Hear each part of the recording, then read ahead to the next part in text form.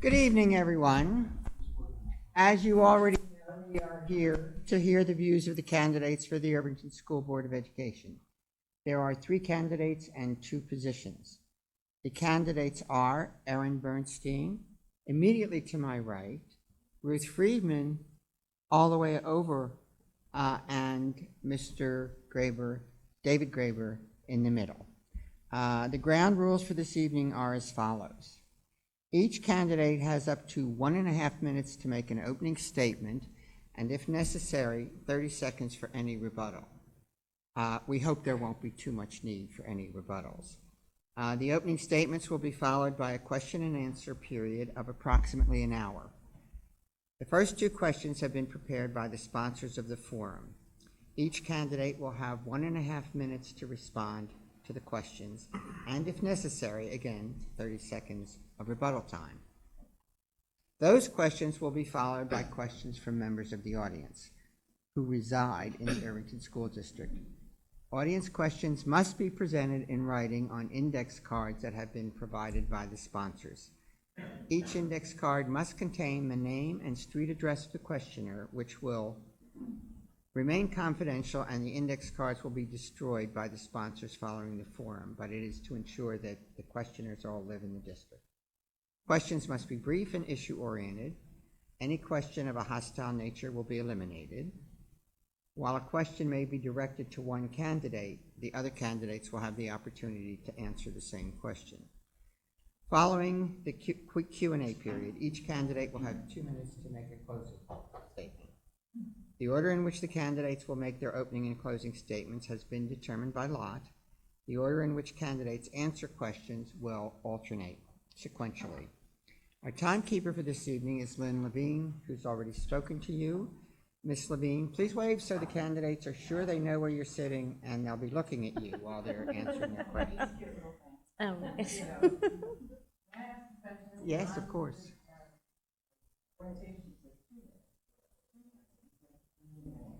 I'm sorry, I thought I had read 1.5 minutes. All right, you have 2 minutes. Okay?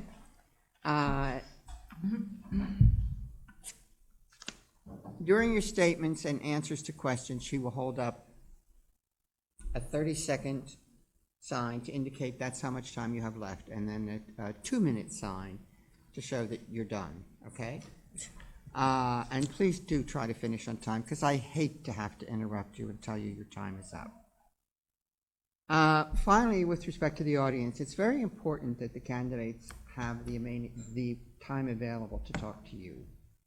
Therefore, we ask that you refrain from applauding during the program, as it takes valuable time away from the candidates. Also, please make sure your cell phones are turned off, and remember, no campaign promotional material may be distributed in the room, and no private audio or video recordings of the forum is permitted. And with that, we will begin the opening statements with Mr. Graber. Thank you very much. Good evening, Erin. Good evening, Ruth. Good evening, the League of Women Voters. And good evening, Irvington. Those of you that are here, those of you that are watching, or will watch at another date, I welcome you. And I'm really thrilled you're all here coming out on a rainy evening to show your deep commitment to our Irvington schools. It means a lot to all of us and to the kids at the end of the day, so thanks for being here. I decided to run again because while we've achieved so much over the last 3 years, there's still more work to be done.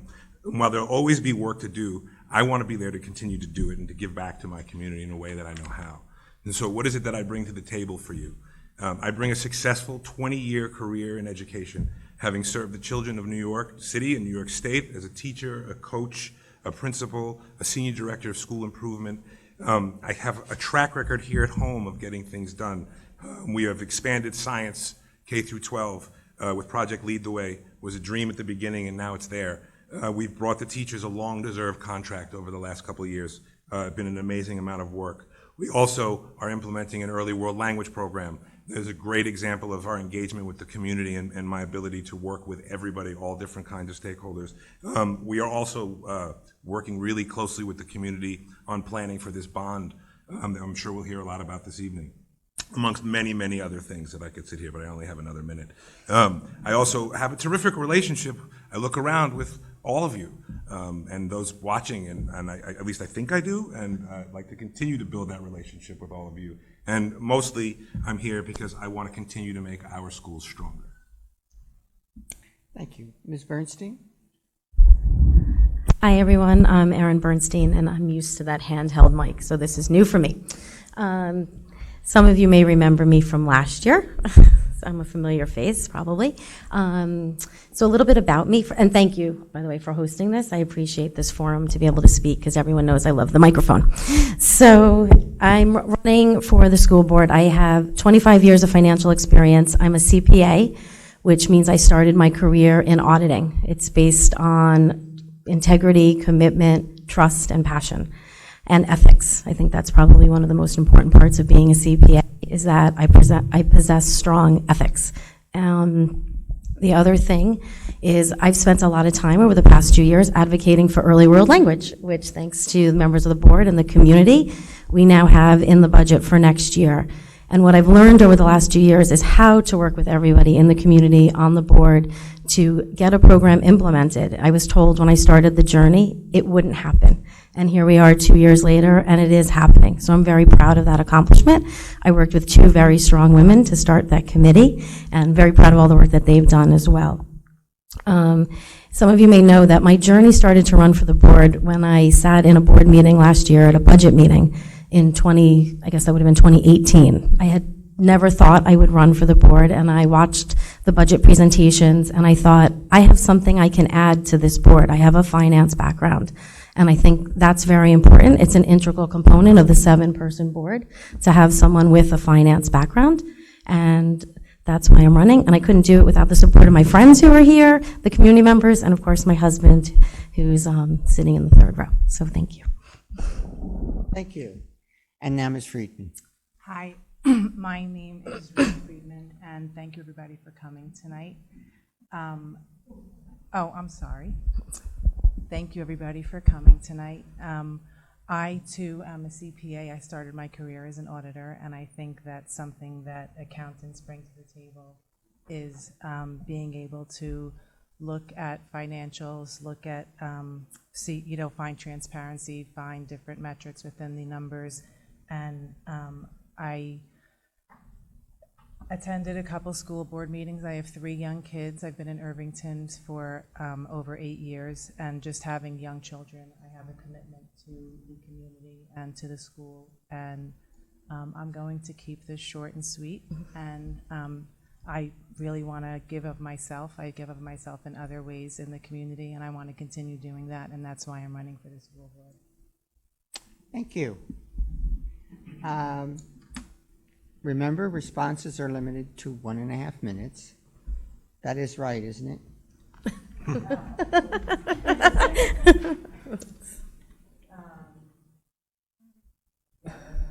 And please pay attention to our timekeeper so I don't have to interrupt you. The first question was prepared by the Parent Teacher Student Association, and it is as follows. What area of focus do you think is most important for the next school year? And we will begin with Ms. Friedman. I think after everything that has transpired this year, I think the most important area of focus is transparency and accountability. And I think that bringing my background to the board, I think that I would be able to really hone in on that and focus in on the financials and do the best thing for the children and the community at large. Thank you. Mr. Graber?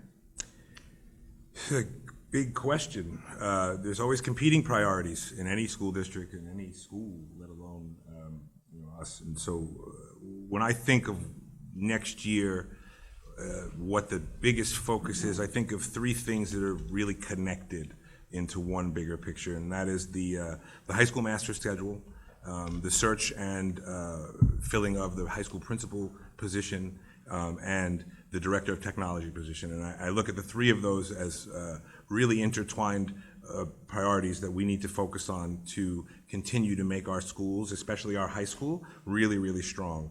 And tied in across all of that is the social emotional work that the district is beginning to engage in with the request that they made a couple weeks ago for a social worker across the district.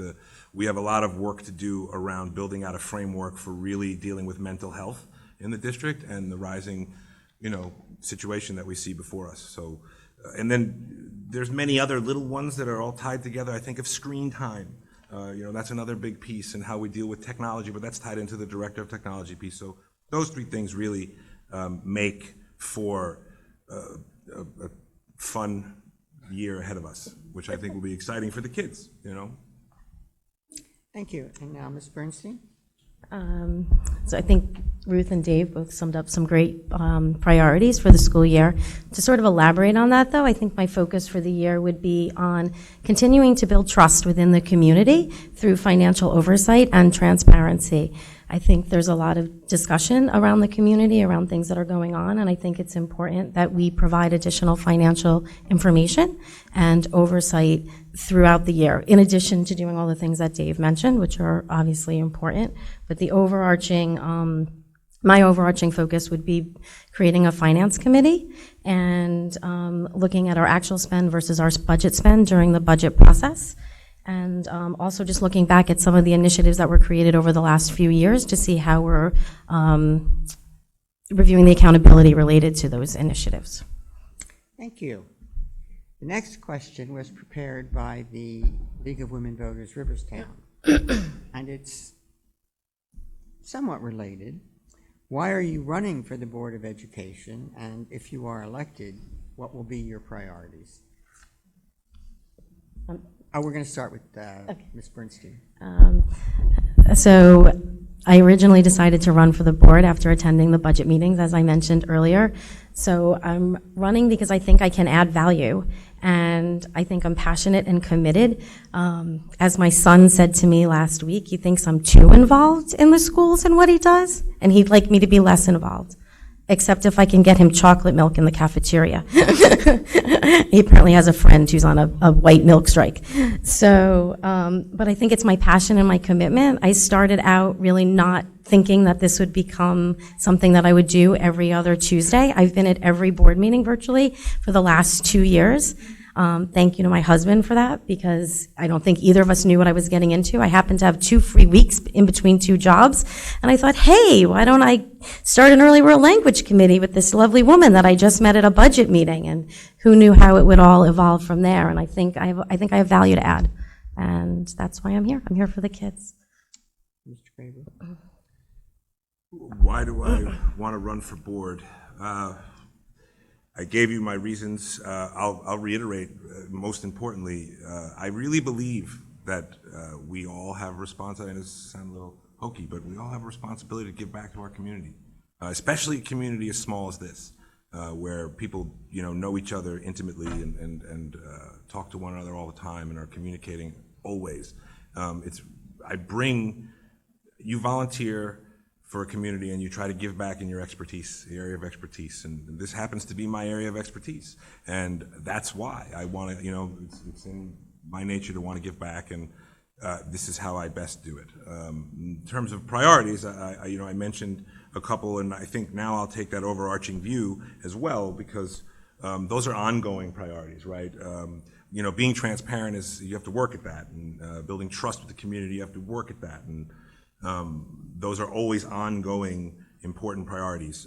I think that we have a lot of work to do, both as a community and also as a board and as an administration, to think about our fiscal responsibility with this bond, and really dig into why we're doing that for our kids and for safety. And I think that's a tremendous priority behind some of the, as an educator, some of the deeper academic ones.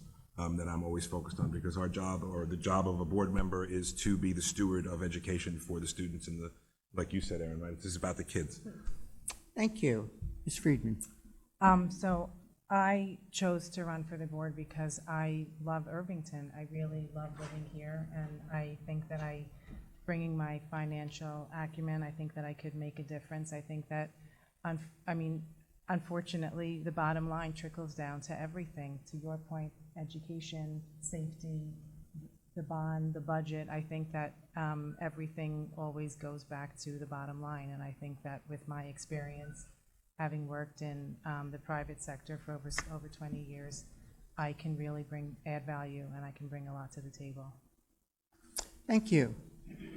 And now we will begin with questions from the audience. And Mr. Graber, you're going to go first on this one. There were two questions and they're related, so I will read the longer one. Given the rising mental health needs of students, parentheses, anxiety, depression, ADHD, autism, spectrum disorders, etc., close parentheses, what concrete steps do you think the Irvington School District could make to improve how staff and administrators address these issues? How would you, as a Board of Education member, advocate for these improvements to be made? And the other question, expressed a little more abbreviatedly, is how would you address the increase in social and emotional issues in the schools? It's a good lead-in. Segue from what I said a few moments ago. We take in the present. We saw a request in this district for a social worker to sort of address these items, these things. And you saw, if you paid attention and watched, you saw the Board of Education really work with the administration to get to a place where we need to build a very strong social emotional framework. And with that, we've got a really great foundation in the district with its RTI program. The RTI program really started flourishing about 4 or 5 years ago. And when I started on the board, we really pushed to make that work evident. We really looked at special education budget. Really looked at how we could use data to identify where the issues are and how best to remediate and address them. So the concrete steps that we need to take right now is putting in a framework. And I've said this at board meetings over the last several weeks, and I'm going to continue to push for it. We want to put in a framework for social emotional learning that trains our teachers in the classrooms in how to remediate in these situations, so that things don't escalate, so that we don't get to that tier 3 of need. And we really want to make sure everybody is tuned in to what the signs and signals are for mental health. So when we do that, we create a community that is nurturing children, not escalating serious emergencies, that we're creating a culture where students feel comfortable. It's really evident right now in our middle school.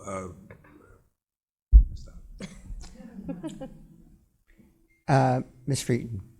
Sure, I think that is a great question, and I see with my younger kids that in the elementary school they start with different types of social work type of ideas like mindfulness and impulsivity control. And I think that as the kids get older, I think that there should be more focus on having more mental health type of assembly, I forgot the word, I'm sorry, assemblies where, you know, they really discuss what's going on in the mental health world and with anxiety and ADHD and all different types of things that affect different kids at different ages. And it shouldn't just be a one-shot thing. I think that, to David's point, teachers really need to learn how to deal with it.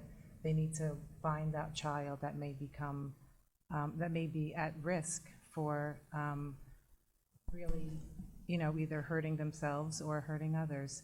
And I think that if, you know, we continue doing what we're doing in the elementary school and just keep doing that as the kids get older and the issues get larger, I think that that's what we need to focus on. Thank you. Ms. Bernstein? So I sat in those budget meetings when the social worker was proposed. I completely agree with David that there needs to be a framework. As a result of those meetings, I actually went online and started reviewing some data from other districts just to look at staffing and to see how we compared amongst the other districts. And I saw that our staffing was in line. Doesn't mean that it's right, doesn't mean that it's wrong, but there was at least some consistency on a per pupil basis with how we were staffed prior to the addition of the proposed social worker. With that being said, I really think a lot of it has to start at the elementary school level. I think we're seeing so much more anxiety at the lower levels, partly maybe brought on from the Common Core curriculum and the testing that was happening at the 3rd grade level. I I think part of that comes to limiting screen time at the elementary school level. So I think that's been a great initiative for our district, and to take that further, to continue to limit screen time. I did mention this during one of the board meetings when we talked about adding Google Chromebooks to the elementary school. I wasn't really sure if we needed them. I think it starts with that. I think it starts with more education about social media. Unlike when I grew up, bullying stopped at the playground, right? You went home and you were kind of free from all those bullies. Now you're on social media and it just continues. So kids are just so exposed so much more to likes and dislikes and loves and emojis and whatever else is out there that I always think the brown one is ice cream, and but I learned it's not. The other thing, I think at the high school level, I read an interesting article about the use of peer mentors, and I thought, wouldn't that be a great resource? You can finish in your closing statement. Okay. The next question is, do you support the 2019-2020 budget? And please state if you do or if you don't, why and why not? And the same question with respect to the bond. I assume you know what the bond is. The bond. Bond. Who's starting? Oh, I'm sorry. We're going to start with Ms. Friedman.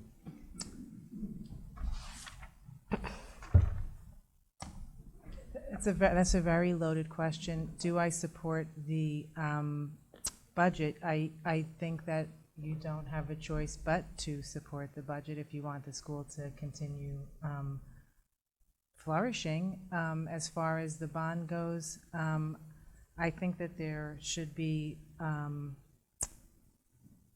think that they should look at the maintenance budget a little bit more. I feel like the bond this is the second time we're doing this bond, so do I support the bond? Not 100%, no. There are things in there that I don't support. I don't think that everything in there needs to happen. No, but the budget I do support, yes. Ms. Bernstein? I said this last year as well. I do support the budget for similar reasons that Ruth said. I think the machine needs to keep moving along. I think if I'm elected, I'd have an opportunity to be able to look at the data a little bit more carefully to see where maybe we can make adjustments or reallocate resources where there's other needs. As far as the bond, I do support the bond. I went to, I think, all of the bond meetings. Does it mean that I think it's perfect? Of course not. I don't think anything is. I don't think our budget's perfect either, but I think a lot of the work leading up to the development of the bonds had to happen during those meetings, and I saw the board react to the community outpouring of, I guess, not supporting the maintenance garage at Dow's Lane, and we listened. So I think there's never going to be something that's 100% that you want to support. I mean, I have a retaining wall that I'll probably have to fix. I don't want to have to fix it, but I will. So I think I do support the bond. I think we have to keep moving. I think if we delay it, there's a lot of things that can happen. The costs are going to go up. If the property values start to decline, which every year I hear is happening, that's going to impact our budget as well. And, you know, you can't do a project like this just through the budget. We also are eligible to get back approximately 17.6%, at least that's how the bond is being built, to get back 17.6% of the spending from the state. So that's another advantage to doing it through the bond versus doing it as a capital project versus doing it through the operating budget. So I go on record, I support the bond, and I'm done. Thank you. Says Lynn.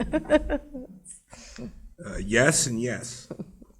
I support the budget. I was a large part of the development of the budget and know how much work was put into coming to a place that made fiscal sense. It's a challenge every year. The tax cap is, it's not my area of expertise, but it's not a good situation for communities in Westchester, let alone Irvington. It always keeps, it keeps things in check. It's a problem. But we have an amazing financial leader that is able to come to us with a budget every year that comes under the cap and keeps the fidelity of our programming in place, which I find, and with the ability to sometimes add new programs, which is an amazing act. In regards to the bond, I absolutely support the bond for fundamental reasons, but mathematical reasons, more importantly to the community, especially people who don't have investment in the academic component of our schools, right? The homeowners that don't have children in our schools. We get 90% of this money reimbursed if we do it through a bond, which we stand to get back about $9 million. I believe that's the number. But if we don't, we stand to lose money actually in our budget. We lose our budget power. So down in 22, 23, and a couple of years down the road, we'll lose about $1 million in budget to debt payments that we wouldn't have if we continue. The state actually encourages us to do it this way, so that we, and finally, most importantly, some people say that we have money in the capital budget for this, and we do, but we want to maintain the fidelity of programs. Thank you. The next question, Ms. Bernstein, you're going to go first. Okay. And the question is, how would you improve our curriculum to better teach our students about climate change and its impact on our world? Okay. That's a tough question. So the first thing is I think it starts by leading by example. We've talked, the bond has LED lighting in it, which is obviously better for the environment than the current lights that we have. I know we've talked about putting solar panels on the roof. We've started recycling at Dow's Lane. So a lot of the habits that need to be formed, I think, start at the elementary school level, and we've done a good job this year at changing kids' perspective on what they should be throwing out, what gets thrown out, how to recycle, turning off lights and things like that. So the first part of the curriculum just starts by leading by example and living it at the school, turning off lights, et cetera.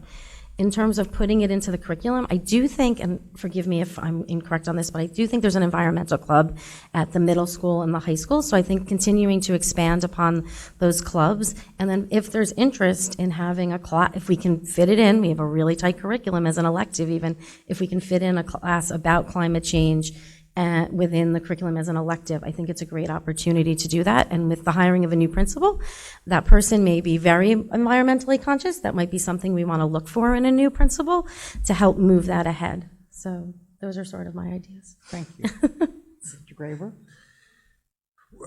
So first, it's not really the job of the board to sort of declare curriculum choices. Sure. But this being my area of expertise and also, really sort of an important issue. I want to make it clear to the community that this stuff exists in the curriculum already, and we're also expanding it. In fact, as one of our personally, I'm very pleased to have been a big part of pushing for an increased presence for science, starting in the elementary school.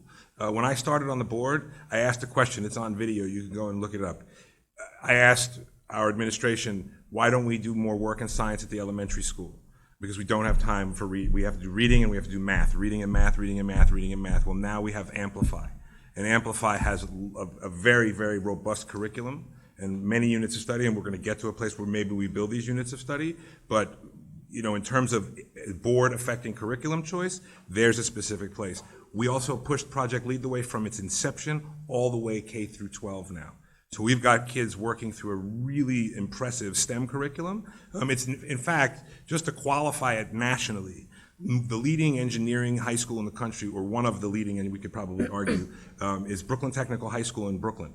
And Brooklyn Technical High School is one of the founding users of Project Lead the Way. So in terms of advancing science, and in terms of climate and sort of how we engineer the planet to deal with climate, I think we have a lot of opportunity. Professional learning for our educators can zoom in there, but again, that's really the work of the administration. Thank you. Ms. Friedman? So to echo what Aaron said, I do see a lot of initiatives in the elementary school. There's recycling, there's composting, there's that special Wednesday where they ask the kids to bring old reusable or, silverware and no plastic bags and Tupperware and stuff. And I think that again, having programs where the teachers can learn more about environmental studies and more sciences within the school. Although you're right, the science in the elementary school has been terrific. I think that they could learn more about the environment and how to just continue with climate control and teaching more about that. Thank you. The next question is, what do you think should be realistic goals to improve safety and security at each school location? And we will begin with Mr. Graber. Well, I think it starts with the bond. The biggest one for me I'm really excited about is the vestibule here at the high school. Really creating an entranceway that's safe and secure. I've seen some progressive changes at Dow's Lane. I've been stopped in every building every time I go in, and I'm on the board. And it's amazing that happens. What are some realistic goals to improve? I think within being fiscally responsible within this bond, I think the locks that we're putting in, the different ID cards that are coming through, the cameras that are coming in, those are all really incredible. I think what we could do is that we should really work towards and I know that we tried to increase the security guard after school. I think we could do some work there with safety personnel. I think that's always something you can take some steps on.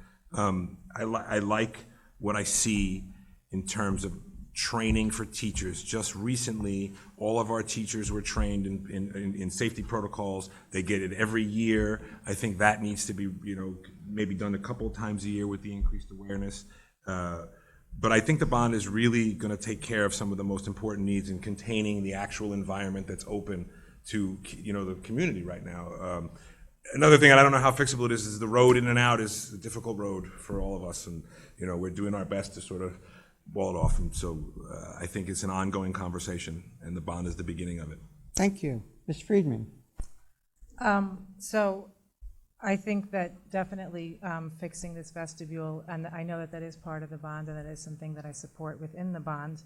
And I think also teaching the children more about safety would help with the safety initiative and improving safety.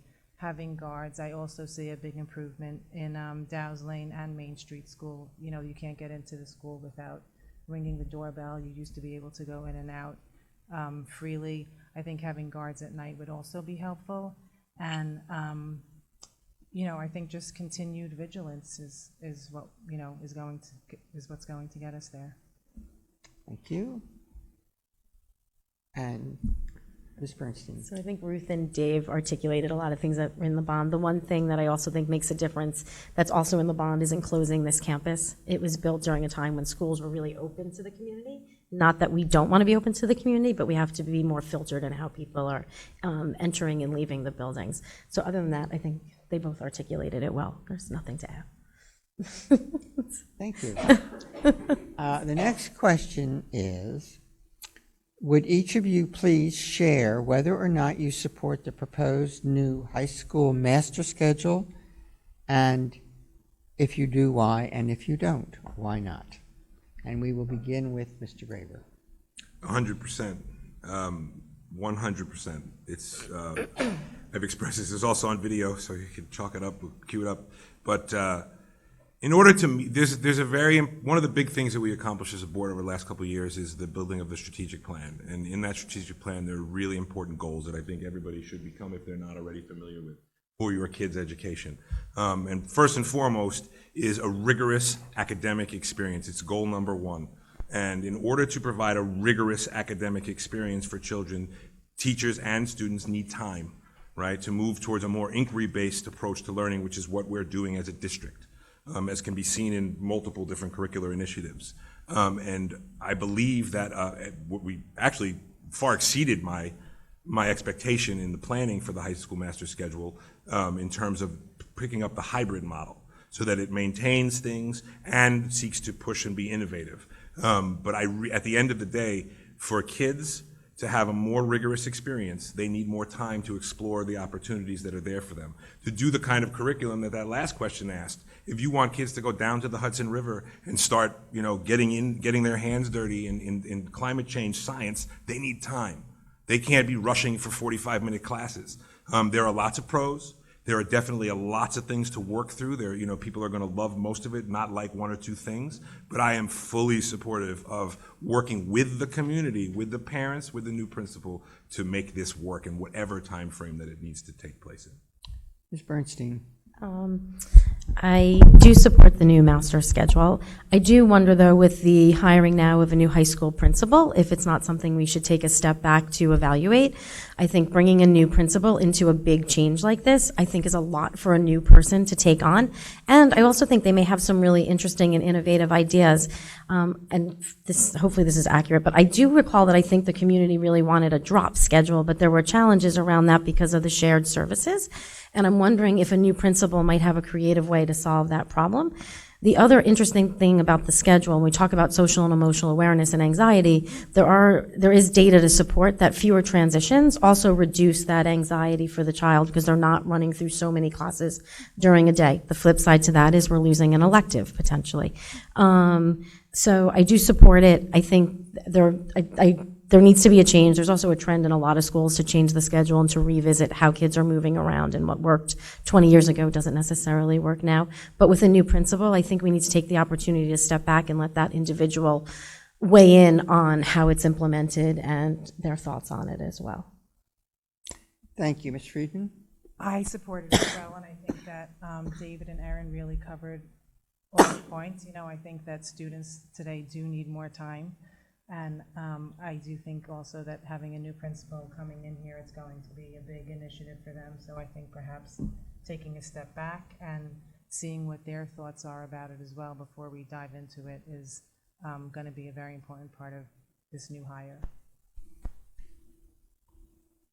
What do you believe the role of the BoE is or should be? And this has several parts to it. Does the BoE exist to 1, evaluate, 2, improve, 3, promote, 4, run programs, 5, supervise, or 6, provide oversight or other the existing system and existing staff? And we'll start with Ms. Friedman.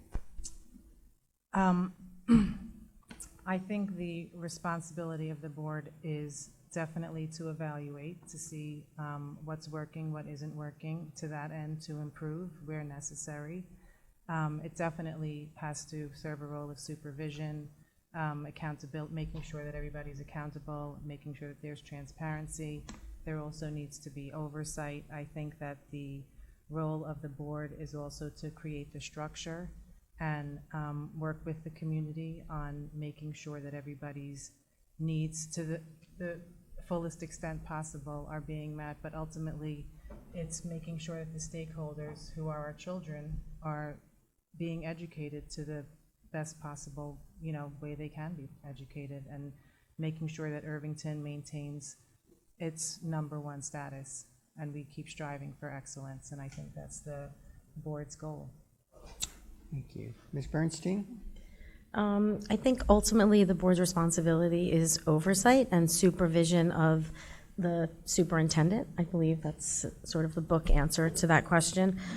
With that being said, there's obviously a lot of partnership that goes on between the board and the district. As new programs are presented, the board is evaluating them, reviewing data, trying to understand how they're going to help improve the school district and what the needs are, and assessing that need. And I mean, I think the fiscal oversight of the finances, I think, is one of the most important parts of the board. Thank you. Mr. Graber? The role of the board is to be the steward for education for the students and the children of the community. And by doing so, to do that, the job requires fiscal oversight. The job requires an evaluation of the superintendent and the superintendent. Not the entire administration, just the superintendent. It's very important to note that. He reports to us, the Board of Education. But it's really a collaborative relationship. One that, again, is always working towards making sure that our kids have the best academic and social emotional experience as they travel K through 12 in our district. Thank you. The next question is, in light of recent events, some of which have been escalated to the district attorney and comptroller, do you believe the Board of Education has provided the necessary oversight and transparency? And if not, what would you do differently? And we will begin with Erin. That's, of course, the question of the night, right? And we get to start with me. So I don't feel equipped to answer that question because I don't have all of the data to be able to say what the board is or isn't communicating. So I've taught forensic accounting, so I need data. I have to actually see all the information to be able to make that assessment. And while I know there's been a lot of information shared on Facebook, it's not really the platform that I can review and really make a fair assessment and answer that question. So I'd have to defer until I'm on the board to really make that judgment. Mr. Braver? Yes and yes is how I'm going to answer those questions. I do believe that the Board of Education, the Irvington Board of Education, has provided necessary oversight and continues to provide necessary oversight and continues, where possible, to provide as much transparency as is possible. Ms. Friedman? So to Aaron's point as well, I don't have enough information to make a judgment call on this, but I do think that one thing that the community is frustrated about is learning about the control policies and procedures that are in place to mitigate anything like this occurring. If we assume that this did occur, what is in place to make sure that this doesn't occur again? And that's what I'm concerned about. Thank you. The next question is, do you have any experience in K through 12 education other than having children in our school system? And we will begin with Ruth. See, I've gotten to first names already. So any experience with education? I don't have any formal experience with education, no, other than having 3 children and having tutored in high school. I don't have any formal education, any formal experience in education, no. Thank you. Erin? I can't believe I left this out of my opening statement. I have 15 years of experience in education. I've worked as the controller of a $200 million division that managed nonprofit and charter schools across the country, going all the way from New York to Hawaii, which sounds exciting. I also currently am the senior controller for an independent school. And I'll just add in, I've also been the controller for a college. So not just K through 12 education, but education all the way through the higher levels. The one thing the experience that I can most draw on that relates to Irvington is when I worked at Edison Schools. It was a for-profit company that managed schools across the country. I had to learn all of the different reporting with all of the states that my schools were in. And there were about 20 plus schools that I had. From New York, again, Colorado, everywhere. And what it teaches you is to be able to have the ability to analyze data and to understand what's happening in one district and how you can apply best practices to another district. I've learned about competing priorities. I've learned how to say no. I've learned how to not be popular, how to be popular. I've learned fiscal oversight and how to balance budgets, how to manage budgets, how to prioritize. And the list goes on. I have a long resume. Thank you. David? Yes. I have an extensive background in education. I was an 8th grade English teacher for about 10 years. I was a literacy coach for a couple of years. I became a director of instruction for 36 schools in the Bronx, rolling out the Common Core standards, which you can imagine was fun. I am an active member of the National Council of Teachers of Math, the National Science Teachers Association, the National Council of Teachers of English. I was a school principal for a K through 8 school. I am now currently a talent manager for all the teachers in the Bronx, which is way too complicated to explain here. And I was an assistant superintendent on the civil service line, which was a senior director for school improvement. I built and ran the K through 8 renewal school program in New York City. So yes, I have an extensive education background, K through 12. Thank you. Can I add to what I said? No? And Oh. you can do it in your closing statement. This next question is, tomorrow night is the high school principal public forum. What attributes are you looking for in the next high school principal. And Erin, you're number one. Okay. So as we've already discussed, I think it's important to find a principal that understands how to transition through a new master schedule and to understand what their philosophy is. I think understanding the new principal's focus, and if we want part of that focus to be climate change, if we want part of that focus to be perhaps English. I have heard a lot of chatter about our English program and maybe that there's some ways we can improve upon it. So looking for a principal who has that in their background. And now I'm stumped. Those are two of my things. I had more. I'll end. Go ahead. David? My turn? Several things. An innovator, number one, someone who can come in and be innovative and really work with the community. So public engagement is a very critical skill for a high school principal, and in this town in particular, really important to be able to engage with the public and be able to listen to your stakeholders and take all of those opinions into account. Someone who, like Erin said, is very strong at programming. Most high school principals, at the end of the day, programming is a notch in their belt. That's really a strength of high school principals. So someone who has that kind of deep experience, especially going into the master schedule work. Most important to me is an instructional leader, someone who can improve.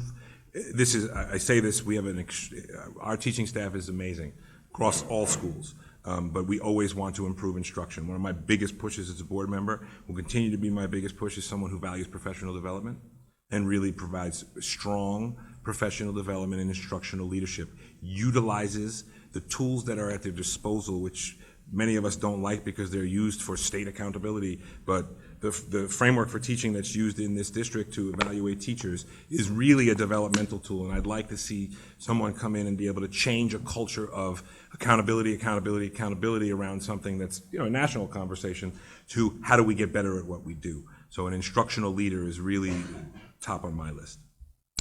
Thank you. Ruth?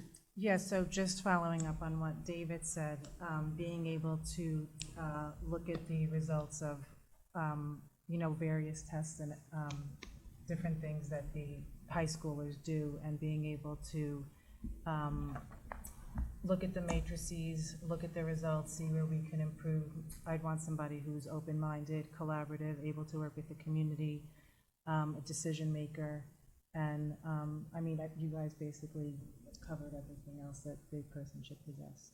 That's why they rotate the order, so Yes. we don't always have one person who gets stuck. The Irvington School District is responsible for $62 million in funds, and if the bond issue passes, for an additional $18 million in funds. Where is this money kept, and how is it safeguarded? And we will begin with you, Erin. Me again? That's an interesting question. I think right now, I don't have the answer to all those questions. I know we have processes and controls. I'm not on the board. I haven't studied I did look at the financial audit report today, but I didn't read it all in detail. I know we have several bank accounts. We have an investment portfolio, and where's all the money kept? It's kept in bank accounts. There are processes in place. I know that we have internal controls, and there are processes in place that advise how those funds can be spent and where they can be spent. All the specifics, I don't have all of that detail at my fingertips, but I'm looking forward to learning about it. And I can, as demonstrated by my past experience. That is an excellent question, and I too do not know where the money is kept, but I think that with my background, I can certainly find out and figure out if it is kept in the best place that it should be. And I am looking forward to finding that out. I bet you know the answer. It's in the bank. Yeah, I know, it's like. But I can't disclose that information at this time. But it's in the bank.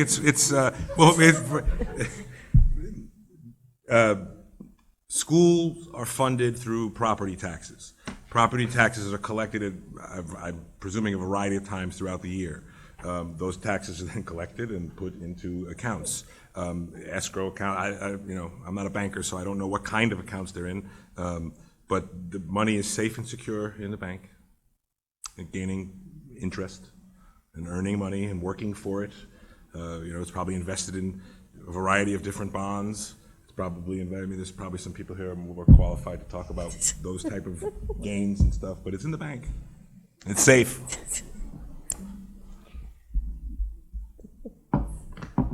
What was your contribution in the PTSA, and would you use this experience as a BoE member? And David, you're going first this time. I have not been in the PTSA. However, I'm a huge fan. I have many pairs of green socks.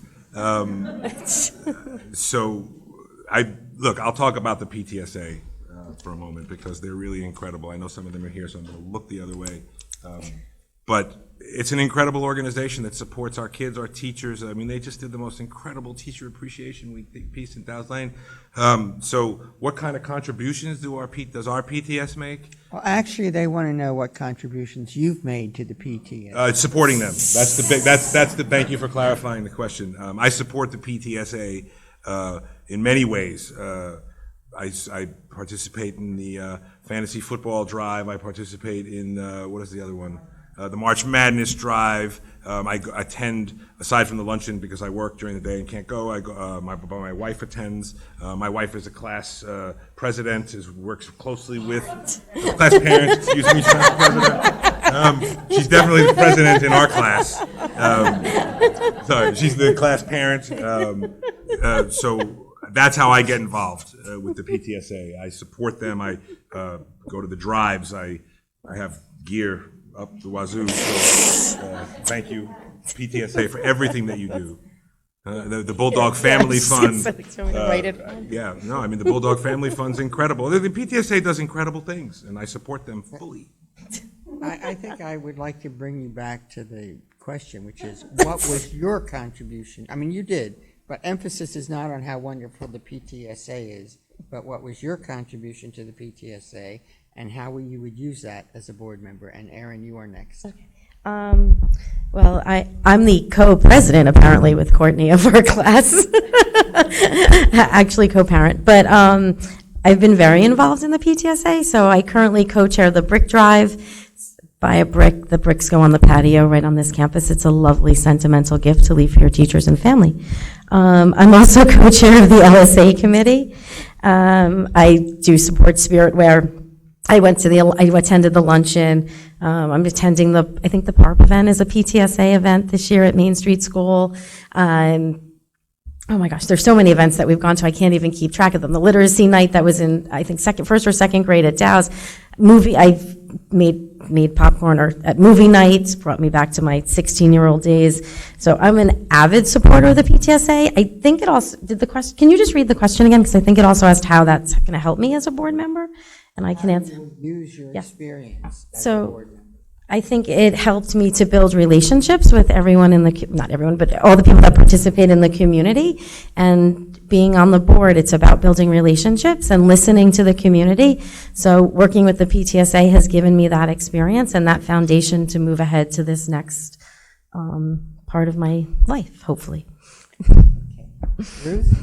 I, too, have supported the PTSA by going through the luncheon. I think also with the book drive. You guys do the book, right? So donating books. And also I'm a class parent. I've been one since my kids were kindergartners. And I think that the PTSA interfaces with the community on a different level than the Board of Ed would. So I think hearing what they have to say and listening to their voice is how I would integrate any of my experience with the PTSA and the Board of Ed. Thank you.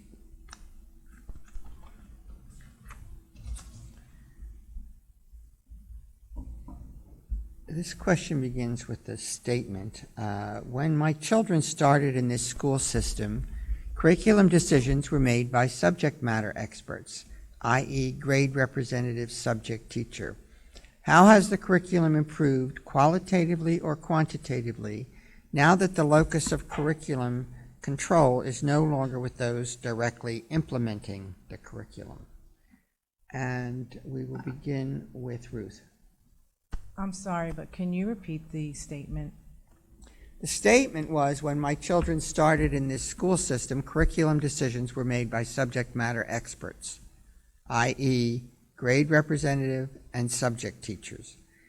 How has the curriculum improved, qualitative or quantitatively, now that the locus of curriculum control is no longer with those directly implementing the curriculum? I'm sorry, but I'm not sure I understand the question. I think where they're going is that teachers no longer create the lesson plan. I can't tell you where they're going because I'm reading a question that someone else prepared. Okay, so I don't follow, I'm sorry, but I don't understand, I don't understand the question, so I can't answer it. David, would you like to? Yeah, I would love to. I would actually love to rebut that statement. I want to say that actually our teachers are fully in control of the curriculum. There's a huge initiative that began several years ago called Atlas Rubicon, and teachers worked through hours of professional development, and they've summer hours building curriculum, vetting curriculum, aligning curriculum, working in teams to build it over the summer and throughout the year on the professional learning release days. So they have a pretty heavy hand actually in the curriculum that our kids are exposed to. We are constantly, as a board currently, it's certainly my area of expertise and certainly an area that again, you can watch the videotape, I constantly am pushing on, and as a result, I said it before, we have a science curriculum now. A real elementary science curriculum where there wasn't one before. So that's a huge gain for us as a community. We're about to have an early world language program. Let's see where that goes. We have an opportunity there to really develop some kind of tight curriculum. But I'd like to rebut that comment and say that what was the word? The locus? The locus of work is actually done by our teachers. Thank you. Erin? So I guess I can't opine on whether the teachers are not involved with the development of the curriculum. The one thing that I do notice about our curriculum, at least at the elementary level, is there's a lot more focus on critical thinking. And I do think that that's probably a program that's evolved over time, that was not how the curriculum started. And there's much more focus on students being able to really understand and dissect a text and not just regurgitate it.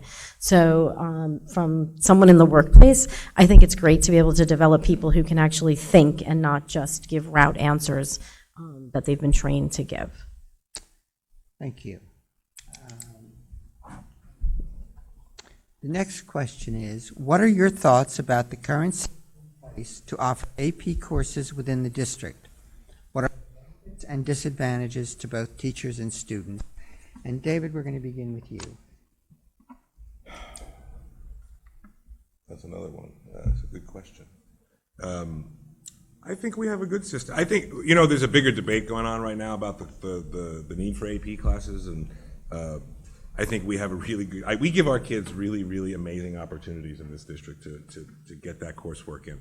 So I'm a staunch supporter of how we do it. We can always tweak and improve it. I'm not sure that that's the role of a board to actually do those tweaks and improvements, but to certainly work with and provide the opportunity for the teachers and the administrators in the high school to really work through what AP exams are the best, give our kids the best opportunities to go to the best colleges, pursue the best fields of study, and are those AP courses actually necessary? Some places they're not. It's a national debate right now going on with the College Board and all different kinds of people, and there's lots of pros and lots of cons to the AP piece, but the way we have it in Irvington, with refinement, and it is always constantly being refined and worked on with folks, but I think we offer our kids an unbelievable amount of opportunity in that regard in terms of taking those AP courses. So I feel very strongly about our work there and continuing it. Thank you. Erin?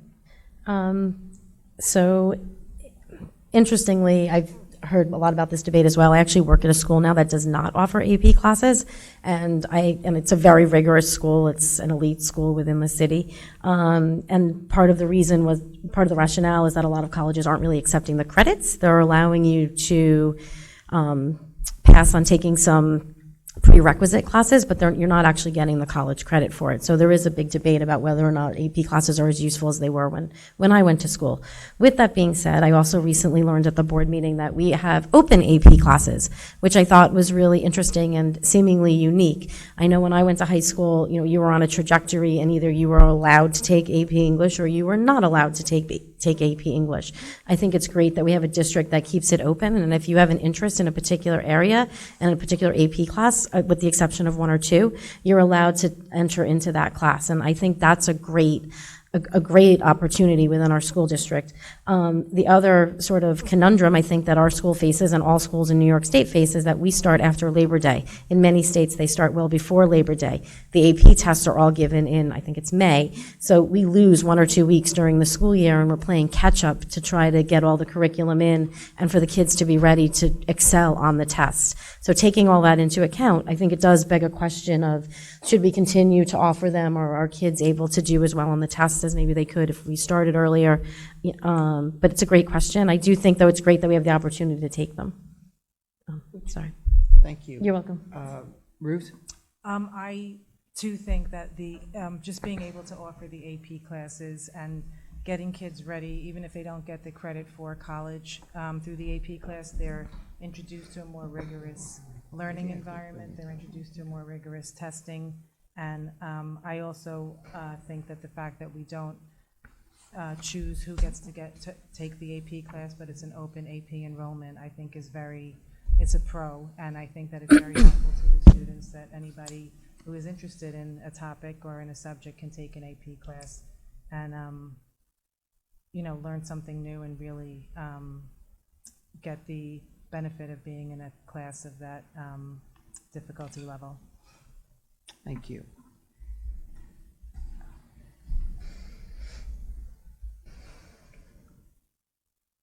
Okay.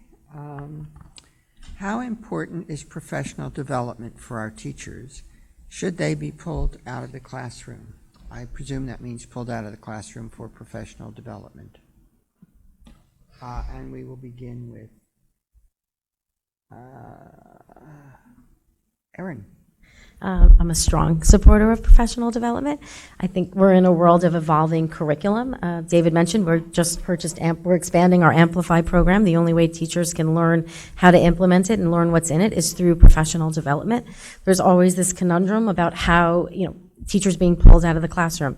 If they're not pulled out of the classroom, then we're going to pay more for them to have professional development. So it's a fine line that we're walking. I support them being pulled out of the classroom, but I do think there's a balance to how much time that should be. And I've recently been having discussions about, is there an alternative way to put different types of substitutes into the classroom so that the learning is still going on at the same level? Are there building subs? Are there other associate teachers? Again, this would all cost money, but that a teacher can get pulled out and then the learning can still occur the same manner that it does with the current teacher. And I think that's where people get a little concerned when a teacher's pulled out of a classroom, that there's a substitute in the classroom and the kids aren't learning to the same level as they would with their regular teacher. So if there's a way to solve that problem, then I think it's great. So, Ruth. I certainly think professional learning is very important. I think it's the only way we're going to have best-in-class teachers. This has been something that I've come to a lot of meetings about because it has created certain upheaval in people's scheduling, leaving school early, every other Wednesday, 1 hour early. So having to deal with the different schedules with the kids because they all get out at different times, depending on what school they're in. And I think the other thing that I've been interested in is seeing what goes on at these professional learning days, how teachers have improved their teaching or what they've done at the professional learning days, and how it's improved the student experience and how it's improved the what the students are getting out of it. So if we could do some sort of matrix or some sort of postmortem or a look back to see exactly how this is affecting everybody, how it's benefiting everybody, that would be very helpful. That's what I'm most interested in with professional learning development. Thank you. David? I'm a professional developer. I believe in professional development, ongoing, master teachers on down. whether they're the best-in-class teacher or a beginning teacher. I believe every teacher requires in-service learning at all times, so much so that the state demands it, requires hours, and they have to go in and enter hours, and there's no longer, I have a permanent license, but they don't give that anymore. Now you have to actually go ahead but we still do have to go and do hours and hours of professional development every year as per the state requirement. So yeah, I support it wholeheartedly. However, I support high-quality professional development. And look, I abstained from a vote on the school calendar as a result of the work that we're trying to do as a board. I want a professional development plan from this administration. I will continue to push for that, and we will get it. It's on the docket to come. But until we have a clear plan for our teachers and a clear high level of professional development, we need to keep working. That's some of the work that I said we need to keep doing at the beginning, and it's the work that we will keep doing. In the meantime, we're off to a really great start. The PLRDs are in the right vein. It was one of the reasons I didn't vote no, but abstained on that particular vote, because I do believe that we need the fidelity of those days going forward to build structure. And we have that structure. We didn't have that structure when I joined the board, and now we do. Thank you. The next question is, how would you manage special education costs in light of their unpredictability? And we will begin with Ruth.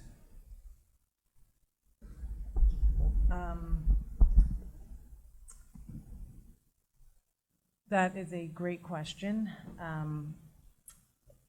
And I don't really have an answer for that question. I'm not sure how I would handle that in light of the costs. I mean, looking at, again, taking all the financials, looking at the budget, and trying to best handle that. I don't have a good answer for that question. David? It's a difficult subject. We see a large rise in the numbers of kids requiring services. Year after year after year, that number goes up and up and up and up. I think the best way to go after those costs is to really get at the root. One of the things that we required of the Director of Pupil Personnel Services when we hired Gail to do that work was to build out and really begin to build out our own internal services so that we don't lose kids to other districts. That's going to take a long time, and it's going to cost money year after year after year. One thing that we can do to control those costs, and we talked about this already, is with the social emotional framework work. If we do that work up front now and we arm and prepare our teachers within because the rising numbers in special education aren't severe learning disabilities. They are anxiety, PTSD, things of those nature. Those things can be remediated in classrooms with restorative justice, restorative circle work. As a principal, one of the first things I did in my school was I trained every one of my teachers in how to do restorative work in the classroom, because that's where the kid has the point of impact. And when you do that work and you train the teachers, so really if you want to, the costs are rising, but if you want to rein in those costs, then you have to train the entirety of your employees on how to deal with crises and how to deal with moments of emotional instability and rising anxiety. So So I guess to echo both what Ruth and David said, it starts with analyzing the costs that are currently being spent on special education, reviewing how, if it's more cost effective potentially to bring it in-house, if that's actually feasible. And then it's, to David's point, getting at the root of the problem. So to the extent we can intervene when the children are younger to prevent it from continuing as they get older, I think that's really where it comes into play. Nothing more to add.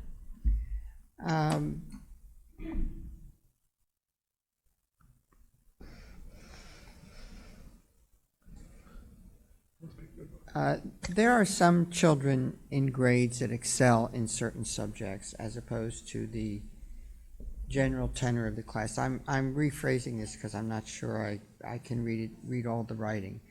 But I believe the question is, due to the number of different levels of children that one teacher has to attend to in classes, would you favor mainstreaming the children in a higher appropriate grade to keep the trajectory of learning moving forward? And we will start with Erin. So I think these are all challenging questions, right? Because we have kids on all ends of the spectrum. We have kids with special needs, and then we have kids who are outperforming their peers at a rapid pace. I think one of the things that happens on the elementary level is teachers try to differentiate within the class and to break them off into clusters and to give the kids that are outperforming the class more challenging work, maybe more independent work, more critical thinking work. I think the idea that kids skip a grade, I think, was very prevalent when I was growing up. But in light of all the social and emotional challenges that go on now, I don't think that most kids that have that academic strength have the social maturity to be able to move to skip second grade or skip kindergarten or whatever it might be. So it's a challenging question. I had this idea that, is it possible, similar to an RTI, can some of the kids that are excelling at really a higher level be pulled out in a similar way based on data for RTI? I think the other thing with higher performing kids is often they're not excelling in both English and math at the same level. This year they might be doing better at English, next year maybe at math. So if there could be a similar concept to the RTI model, but for high performing kids, that might be an opportunity for kids to really to learn at the level that they're able to learn on. If you know multiplication in first grade, then you can get pulled out and be challenged at that, so you're not bored. Ruth? Sure, I think part of being a teacher is being able to teach to various levels within one classroom. I think that's one of the attributes that a teacher has or has to have. And you know, the last thing that you would want is for a high-achieving student to get bored in class and give up, because it's the antithesis of a child who can't keep up and, you know, just giving up.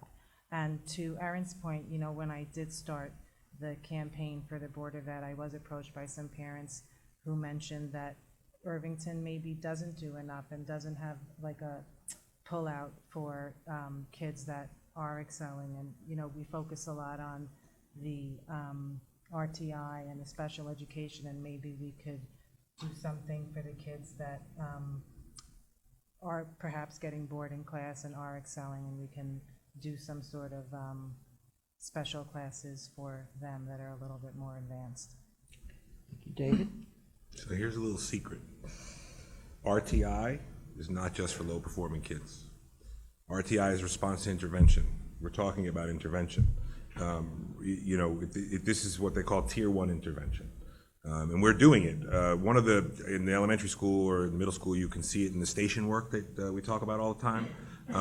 To your point, this is about differentiating instruction. That's where this work takes place.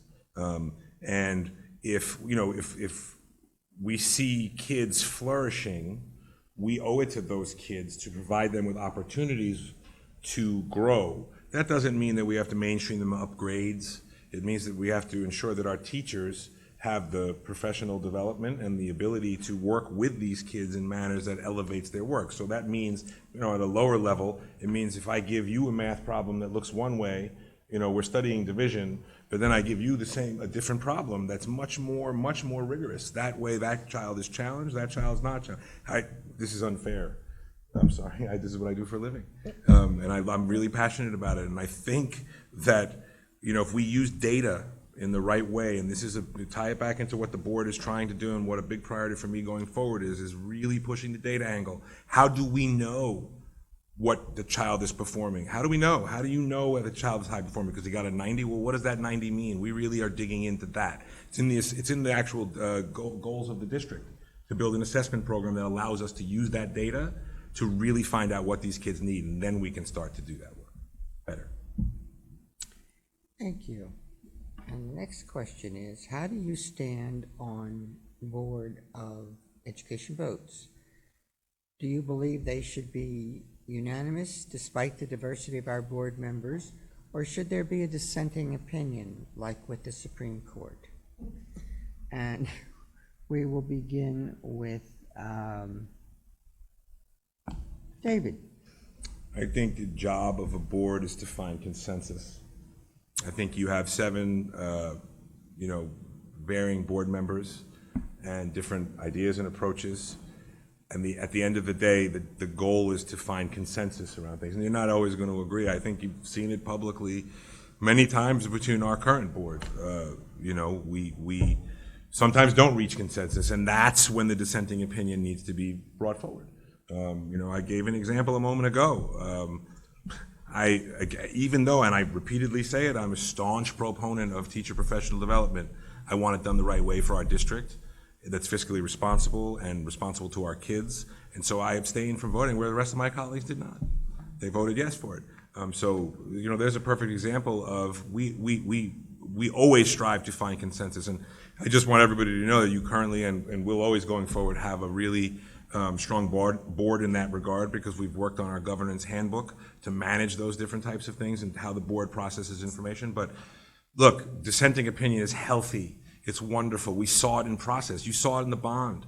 When we had the bond, all the bond hearings, there was so much disagreement and so much dissension going around, but we worked to consensus. We all came together and had conversation, and it was an incredible experience. To see. So we don't always want to be unanimous. We seek to be in consensus. I don't like the word unanimous. I like the word consensus. Thank you. Erin? I think David summed it up very well, but I do think from my own personal experiences, I think one of the best discussions that I saw at the board level was a discussion about early world language. Clearly, I was a huge proponent of it. A couple of board members really had a question about whether or not this was the year to implement it. And I had so much respect for the dissenting opinion that was being given and the thoughtfulness that went into it and the real thought and concern about whether or not this was the right time. I didn't necessarily agree with it, but I really appreciated it. So I think having healthy discussion on a board and for the community to see healthy discussion is so important. So while I think consensus is great, I think where this question is probably coming from, and I've sat through all these meetings, is we haven't seen as much of the dissenting opinion as much as we have recently. And I think to your point, David, you've abstained for some voting. I've seen healthy discussion about EWL, and I appreciate seeing that. It doesn't mean people should vote no for the sake of voting no, but I think having healthy discussions and then coming to that conclusion, similar to the bond or the budget. You may not agree with every dollar being spent in the budget, but overall you're agreeing with it and you're moving on and you're approving it. The bond, you may not agree with every single project, but overall you're agreeing with it and moving on. Thank you. Sorry.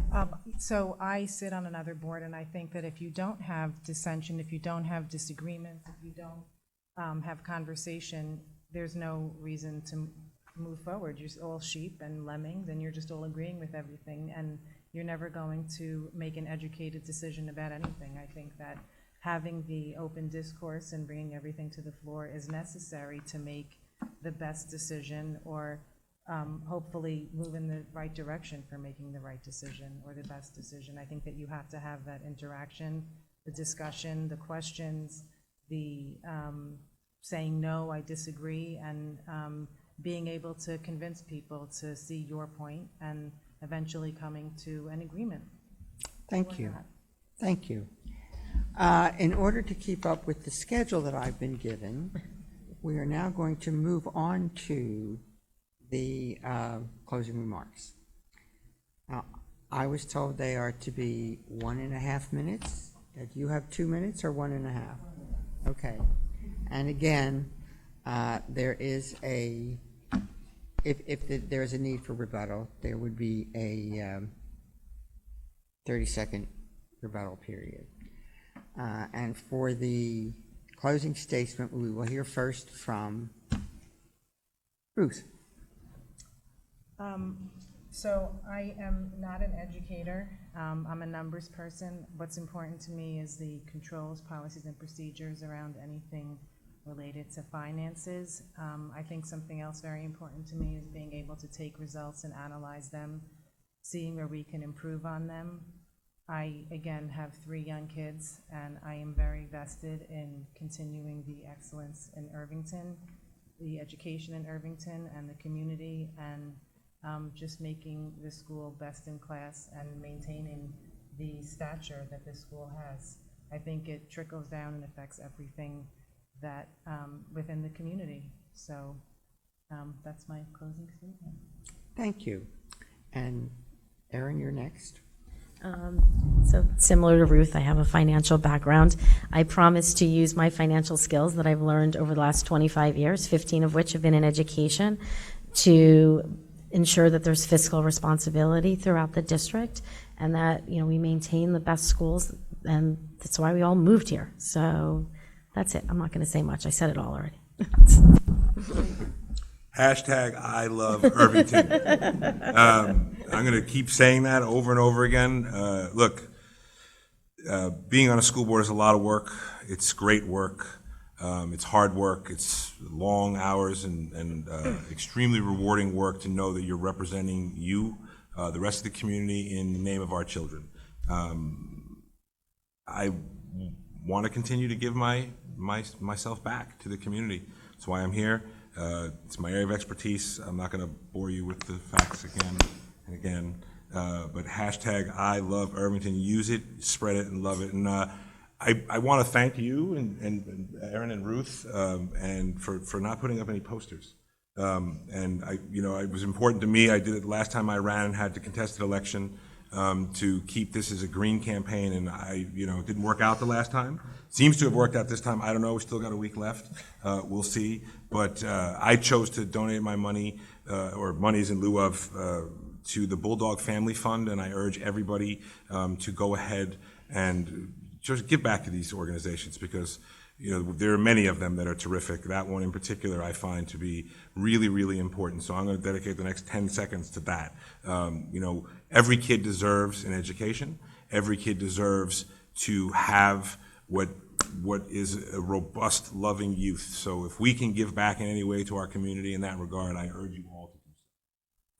Okay, ladies and gentlemen, since you all were so good and withheld your applause throughout the evening, now's the time to let them know.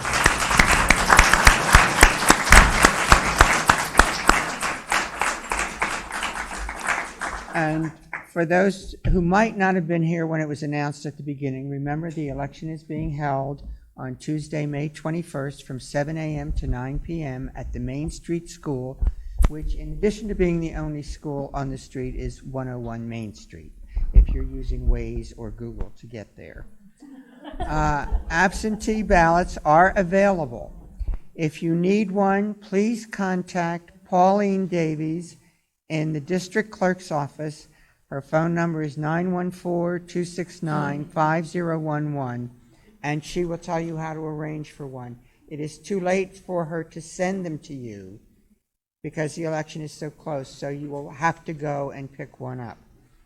Once again, I want to thank the candidates, the audience, the timekeeper, the League of Women Voters of Rivertowns, and the Parent-Teacher Association for making this forum possible.